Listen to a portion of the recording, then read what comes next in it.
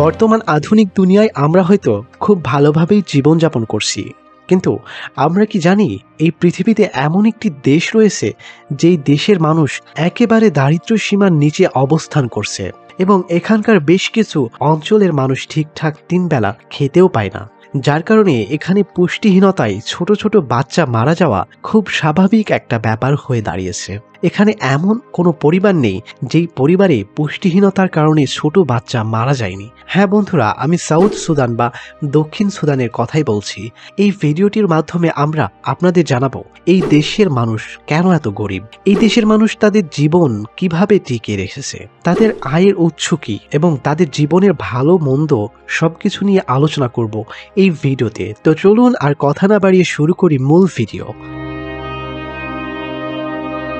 দক্ষিণ সুদান একেবারে নবীন স্বাধীনতা পাওয়া দেশ। দেশটির পূর্বে ইথিওপিয়া, দক্ষিণে উগান্ডা ও কেনিয়া এবং পশ্চিমে ডেমোক্রেটিক রিপাবলিক অব কঙ্গো। দেশটি 2011 সালে 9 জুলাই স্বাধীনতা লাভ করে। দক্ষিণ সুদানের মোট আয়তন 6,19,745 বর্গ কিলোমিটার। আয়তনের দিক থেকে দক্ষিণ সুদান বিশ্বের 41তম বৃহত্তম দেশ, যা প্রায় 4টা বাংলাদেশের সমান। কিন্তু সেই অনুপাতে এখানে জনসংখ্যা খুবই কম। দেশটিতে 2025 সালের হিসেব অনুসারে জনসংখ্যা মাত্র 1,30,00,000-এর মতো। এখানে প্রতি বর্গ কিলোমিটারে জনসংখ্যা রয়েছে মাত্র 14 জনের মতো। দক্ষিণ সুদান এত গরিব হওয়ার পেছনের মূল কারণ হলো দেশটিতে দীর্ঘ যুগ ধরে লেগে থাকা গৃহযুদ্ধ। কারণ দেশটিতে যতবার রাজনীতিতে মানুষ ক্ষমতায় এসেছে, ততবার রাজনৈতিক অস্থিরতার কারণে দেশের মানুষ শোষিত হয়েছে, যার কারণে একাধিক রাজনৈতিক দল চেঞ্জ হয়েছে। সর্বপ্রথম 1955 সালে গৃহযুদ্ধ শুরু হয় এবং এটি 1972 সাল পর্যন্ত চলে। তারপর তারা আবার স্বাধীনতা ফেরত পায়।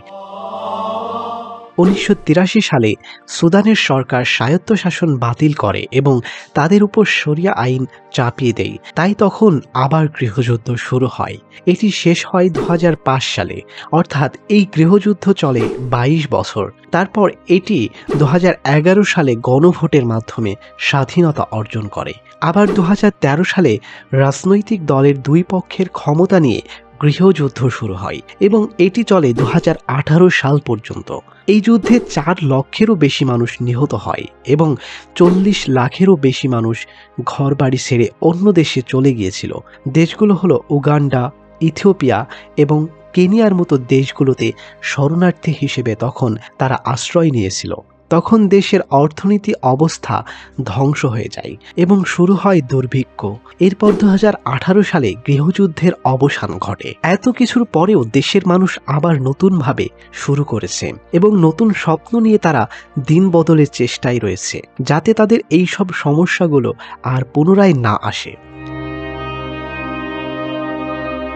সুদানের মানুষ মূলত কৃষিকাজের উপর বেশি নির্ভরশীল। দেশের বেশিরভাগ মানুষই কৃষিকাজের সাথে জড়িত। তবে কৃষি খাতে ভারী যন্ত্রপাতি না থাকায় তারা জমিগুলোতে ঠিকঠাক আবাদ করতে পারে না। যদিও অনেক মানুষ আবাদি জমিগুলোতে আবাদ করে, কিন্তু পর্যাপ্ত কীটনাশকের অভাবে ফসল তেমন ভালো উৎপাদন হয় না এবং বহুদূরের মাঠ থেকে এই ফসল নিয়ে আসার জন্য তেমন যানবাহন তাদের নেই। কারণ এই রাস্তাগুলো খুবই খারাপ, তাই যানবাহন আসতে পারে না। সেগুলো অনেক দূর থেকে মাথায় করে নিয়ে আসতে হয়। তাদের খাবারের প্রধান উৎস হচ্ছে আবাদি জমি থেকে আসা খাদ্য। এখানে সাধারণত শস্যদানা বেশি আবাদ হয়ে থাকে, যেমন মসুর ডাল, যব, ভুট্টা এবং কিছু সবজি যেমন শিম, টমেটো, কুমড়া ইত্যাদি। তবে নিচু অঞ্চলগুলো ধান চাষ হয়ে থাকে। সুদানের মানুষের খাদ্যের মধ্যে কলা অন্যতম। তারা কলার বিশাল বিশাল বাগান তৈরি করে তাদের অর্থনীতি আস্তে আস্তে উন্নতি করছে। সুদানের মানুষের মধ্যে বিশুদ্ধ পানির অভাবে অনেকে মারা যায়, কারণ এখানে পর্যাপ্ত বিশুদ্ধ পানির ব্যবস্থা নেই। এদেশের অর্থনীতির মূল উৎস হচ্ছে তেল রপ্তানি, কারণ সুদানে রয়েছে প্রাকৃতিক তেলের খনি। সেখানে থেকে দেশটির মোট জিডিপির প্রায় 98% আয় তেল রপ্তানি থেকে আসে। সীমাহীন দুর্নীতির কারণে দেশের মানুষ দরিদ্র এবং বেকারত্বের শিকার। সুদানের মানুষ পশুপালনে খুবই দক্ষ। তারা বিভিন্ন পশু পালন করে, যেমন গরু, ছাগল, ভেড়া ইত্যাদি। এখানকার মানুষগুলো তাদের পশুগুলো একসাথে চড়িয়ে বেড়ায়, যাতে পশুপালন করা আরও সুবিধা হয়। এইসব পশুপালন করে তারা তাদের অর্থনীতির আরও উন্নতি করছে।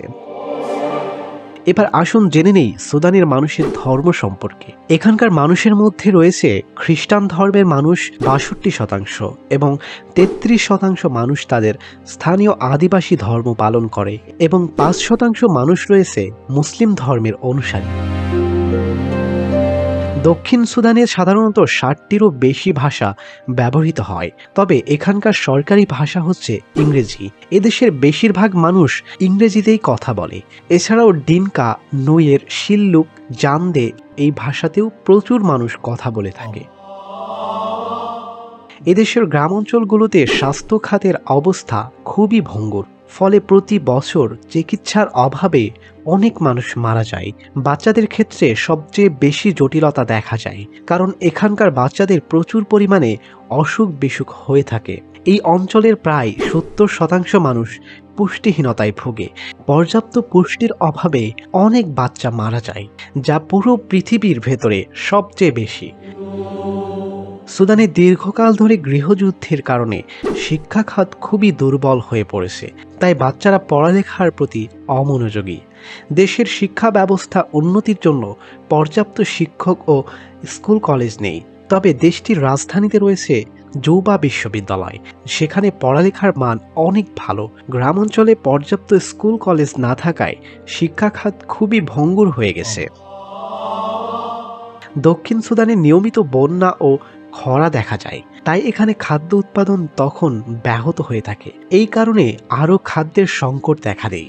বর্ষাকালে তাদের অবকাঠামোগুলো পানিতে ডুবে যায়, তাই তারা আবার পুনরায় নতুন করে শুরু করতে তাদের অর্থের অভাব দেখা যায়।